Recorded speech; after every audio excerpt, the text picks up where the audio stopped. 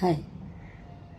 பொதுவாக பார்த்தா டெய்லி நம்ம நியூஸில் விபத்துக்கள் இல்லாத நாளே இல்லைன்னு சொல்லலாம்.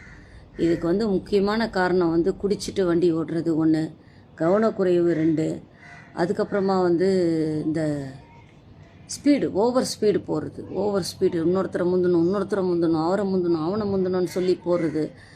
நியாயமாக பார்த்தீங்கன்னா இந்த டிரான்ஸ்போர்ட் டிபார்ட்மெண்ட்டே சரி, இம்போர்ட்டட் காரோ எக்ஸ்போர்ட்டட் காரோ அதில் எதுவாக இருந்தாலுமே நம்ம நாட்டில் தயாரிக்கிறது எதில் இருந்தாலுமே ஸ்பீடு அதிகமாக வைக்கிறதால தானே இவங்க 100க்கு மேலே 120, 150, 200ன்னு பிடிக்கிறாங்க, வண்டி ஸ்பீடு எடுக்கிறாங்க.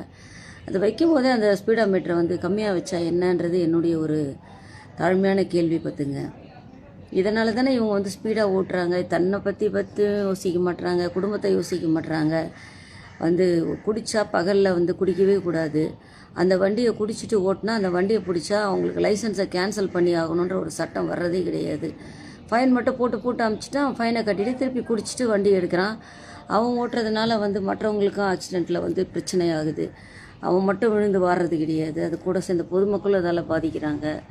அதனால் இந்த போக்குவரத்து துறை இந்த விஷயத்தில் கொஞ்சம் நடவடிக்கை எடுத்தால் சரியாக இருக்கும்.